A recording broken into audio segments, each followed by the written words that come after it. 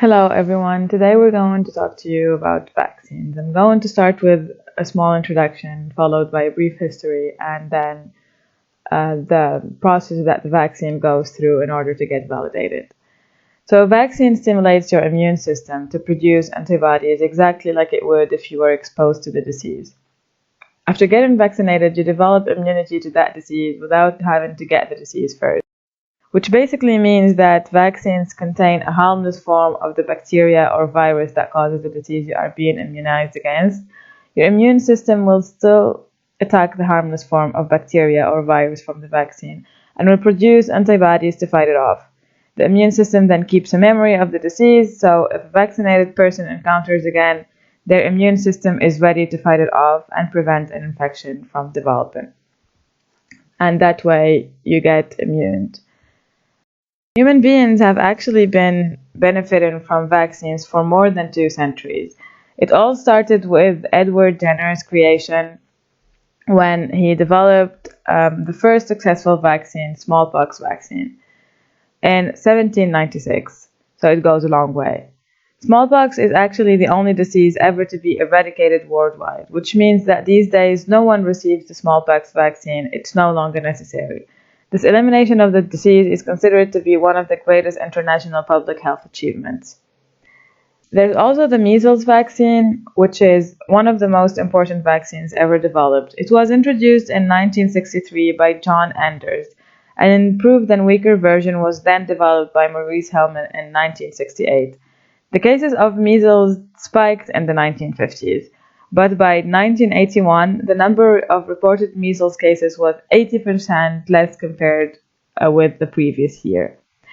And by now, it's basically at 0%, so it's absolutely incredible. With the polio vaccine, because it's one of the most important vaccines that was ever developed as well. It was introduced in the 1950s by Hilary Koprowski. Since then, it has helped eliminate polio from most of the world. The World Health Organization actually recommends all children to be fully vaccinated against polio. This vaccine has reduced the number of cases from around 350,000 in the 1988 to 33 in 2018. So these are a few of the vaccines that has helped humanity throughout all this time.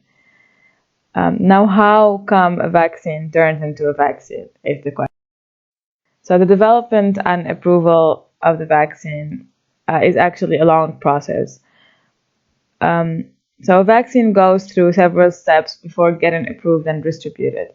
The process starts at an exploratory stage, followed with a preclinical studies where they use cell culture systems and animal testing to assess the safety of the candidate vaccine and its ability to provoke an immune response. These studies give researchers an idea of the cellular responses that they might expect in humans. Once the vaccine passes the 3 phases of testing, from a group of 20 people to 50 to hundreds to thousands, the manufacturer can then apply to licensure of the vaccine through the FDA. Before the FDA approves use in the general public, they extensively review the results to the clinical trials, safety tests, purity tests, and manufacturing methods. However, safety testing of the vaccine just never ends. It keeps on going until the disease is absolutely eradicated. COVID-19 is an infectious disease caused by SARS-CoV-2, which primarily affects the respiratory tract. This disease appeared in China at the end of 2019. COVID-19 has caused more than 132.4 million infections worldwide, and 2.9 million have so far died. The creation of the vaccine against the COVID-19 was made in early 2020. All COVID-19 vaccines being developed to force the body to produce an immune response to kill the SARS-CoV-2 virus. We can classify the different vaccines into 3 groups. Group of whole virus vaccines. Viruses are injected which have lost their virulence and therefore not harmful to the patients. Group of subunit vaccines. Purification of parts of the surface proteins of the virus that is put in the vaccines to generate an immune response. Genetic vaccines group use the genetic material of the virus to generate an immune response. All virus vaccines use an attenuated or inactivated form of the pathogen that causes disease to elicit protective immunity against it. There are two types of whole virus vaccines. Live attenuated vaccines use a weakened form of the virus, which can still grow, but does not cause disease. Inactivated vaccines contain viruses whose genetic material has been destroyed by heat, chemicals, or radiation, so that they cannot infect cells and replicate. They can still trigger an immune response. Rather than injecting a whole pathogen to trigger an immune response, subunit vaccines contain pieces of purified pathogen which have been specially selected for their ability to stimulate immune cells. These fragments are incapable of causing disease. Subunit vaccines are considered very safe. There are several types. Vaccines with protein subunites contain isolated proteins specific to viral or bacterial pathogens. Only protein subunit vaccines are under development against the virus responsible for COVID-19. Nucleic acid vaccines involve inserting genetic code into cells to produce antigens. But instead of using virus to deliver the codes, these vaccines take a more direct approach that involves inserting the code directly into cells. Once inserted into cells, this genetic material is read by the cell's own protein-making machinery and used to make antigens, which then trigger an immune response. The technique is a new way of developing vaccines. Before the COVID-19 pandemic, no vaccine had been approved for humans.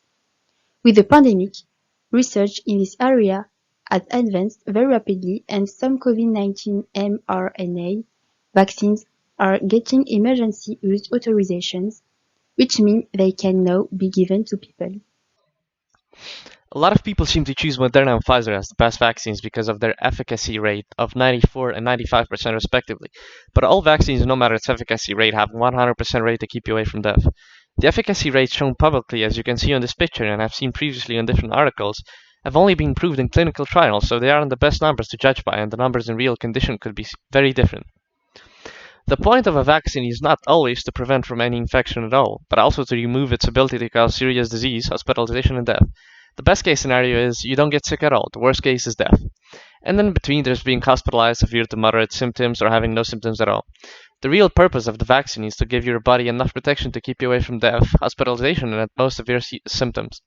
So if you do get an infection, it feels more like a cold. And this is one thing that every vaccine does well. In any of the trials of the COVID vaccines, not a single person was hospitalized or died from the virus. In the last few weeks, there has been some debate about the safety of the AstraZeneca vaccine due to very rare cases of blood clots that have resulted even in a few deaths. Although it's unclear if this is directly related to the vaccine, it is believed so. Nevertheless, it has been declared that it's still safe to use, and actually it's very important to do so as the benefits outweigh the risks. After more than 34 million doses of this vaccine administered, there have only been 169 cases of thrombosis documented, which means a 0.0004% rate, which is evidently a really small one, and the vaccine could save thousands of lives. However, as the exact causes of thrombosis are not known, there is still research to be done. Everyone should trust the vaccine they're immunized with, so if you're not sure of AstraZeneca, you're free to choose any vaccine you're comfortable with. The best vaccine right now is the one that you're offered. With each shot that goes into someone's arm, we get closer to the end of this pandemic.